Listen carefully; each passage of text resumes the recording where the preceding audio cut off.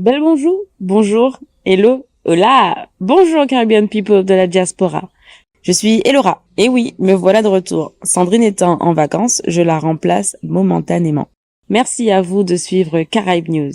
Voici notre sélection des faits d'actualité dans la région Caraïbe sur les 15 derniers jours, en Hawaï. Cette première partie de Caraïbes News sera consacrée à l'impact laissé par le passage de l'ouragan Beryl. Saint-Vincent et les Grenadines. L'Occident accusé d'inaction climatique alors que l'ouragan Beryl ravage le sud de l'archipel. On commence avec le Premier ministre de Saint-Vincent et les Grenadines, Ralph Gonsalves, qui a critiqué le manque d'action de l'Europe et des États-Unis face à la crise climatique mondiale alors que l'ouragan Beryl, une tempête de catégorie 4, a frappé Saint-Vincent et les Grenadines. La tempête a causé des dégâts considérables, arrachant des toits et coupant des lignes électriques. Gonsalves, parlant depuis sa résidence, a décrit la situation comme désastreuse, sans électricité et avec des conditions qui empirent. Beryl, qui s'est intensifié rapidement, a conduit à des déclarations d'urgence à travers les Caraïbes orientales et perturbé des événements majeurs, y compris les carnavals de Saint-Vincent et le sommet des dirigeants de la CARICOM. Les scientifiques attribuent l'augmentation des tempêtes tropicales sévères au changement climatique causé par l'homme. Gonsalves a appelé les principaux émetteurs de gaz à effet de serre à honorer leur engagement envers les pays vulnérables, soulignant l'urgence de la saison des ouragans précoces et intenses. Saint-Vincent et les Grenadines, encore en train de se remettre de l'éruption volcanique de 2021, et la Grenade ont été sévèrement touchés. Gonsalves a également critiqué les forums internationaux comme la conférence annuelle de l'ONU sur le changement climatique pour leur inefficacité. Trinité et Tobago. Des enfants d'âge scolaire des îles dévastées par Beryl sont invités à Trinité et Tobago. Le gouvernement de Trinité et Tobago a offert d'accueillir les enfants en âge d'aller à l'école et résidant sur les îles de Grenade et de Saint-Vincent et les Grenadines qui ont été dévastées par l'ouragan Beryl. Les enfants pourraient passer toutes les vacances de juillet à août à Trinité et Tobago s'ils ont de la famille là-bas. Le Premier ministre, le Dr Keith Rowley, a annoncé cette décision après une réunion virtuelle des chefs de la CARICOM, au cours de laquelle les dégâts causés par l'ouragan Beryl ont été discutés. Le gouvernement trinidadien enverra également des fournitures d'aide d'urgence aux îles touchées.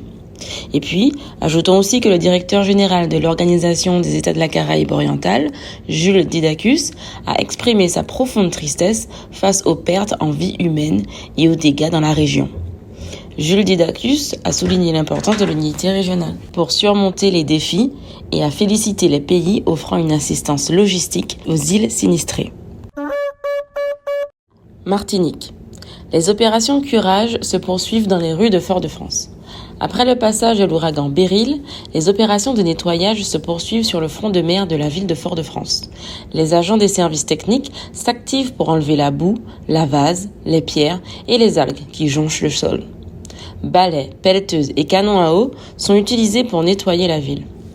Les promeneurs ont de nouveau accès au front de mer, mais les BHNS, bus à haut niveau de service, ne peuvent pas accéder au centre-ville en raison des opérations de déblayage. Beauté, un bel bonjour. Je m'appelle Nubia Meréor, je suis de Karukéra, je fais des envois à l'international de bijoux sur mesure en cristaux avec de magnifiques vibrations uniques et pour vous. Contactez-moi sur Nubia to Neptune sur Instagram. Venezuela. L'opposition au pouvoir actuel continue avec Maria Corina Machado. Les lumières de milliers de téléphones portables illuminent l'une des principales avenues de San Cristóbal, au Venezuela, alors que la championne de l'opposition, Maria Corina Machado, défile dans une atmosphère euphorique à un mois de la présidentielle. Bien qu'inéligible, Machado soutient Edmundo González pour battre le président sortant, Nicolás Maduro. Les sondages montrent l'opposition en tête, malgré les craintes de fraude. Machado, porté par une foule enthousiaste scandant « Liberté », affirme que leur mouvement est profondément fort. Des partisans émus espèrent que son soutien apportera un changement politique. La ligne directrice de la campagne de Edmundo González pour les élections présidentielles au Venezuela est centrée sur la promotion d'une alternance pacifique du pouvoir, la restauration de l'état de droit et l'amélioration des conditions de vie des citoyens. Il vise à unir les forces politiques du pays et à offrir un futur digne pour tous les Vénézuéliens en promettant des services publics accessibles et la fin des persécutions politiques. Les élections présidentielles au Venezuela sont prévues pour le 28 juillet. Les Caribéens aux États-Unis. Un Guyanien musulman à la tête de la police de New York.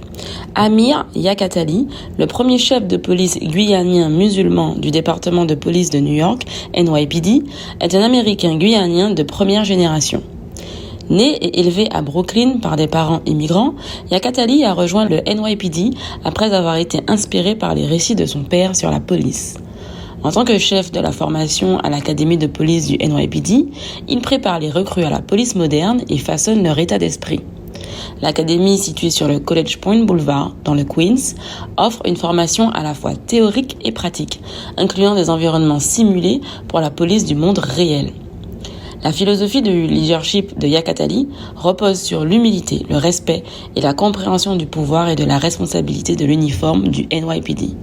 Il a apporté une contribution significative à la police communautaire en favorisant les relations avec des communautés diversifiées et en répondant aux besoins des personnes qu'il sert.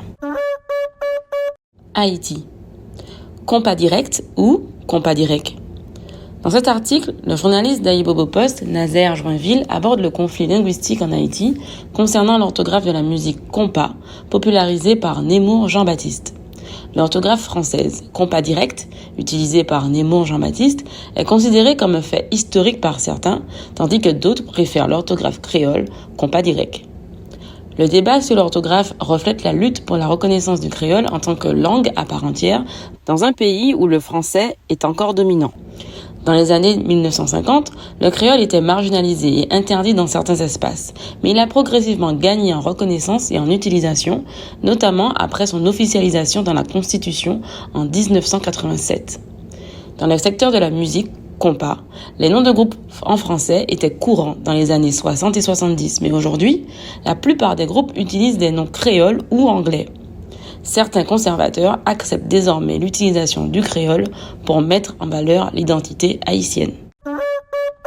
Retrouvez le lien vers le média source de chaque information mentionnée ici dans la description de cette vidéo. Dites-nous ce que vous pensez des sujets abordés dans cette édition. Donnez-nous votre avis sur Caraïbes News de manière générale. On vous lira et on vous répondra. Et puis, n'oubliez pas que durant les semaines à venir, on vous prépare quelques petites attentions. On va vous révéler tout ça très très bientôt. Mais en attendant, restez connectés.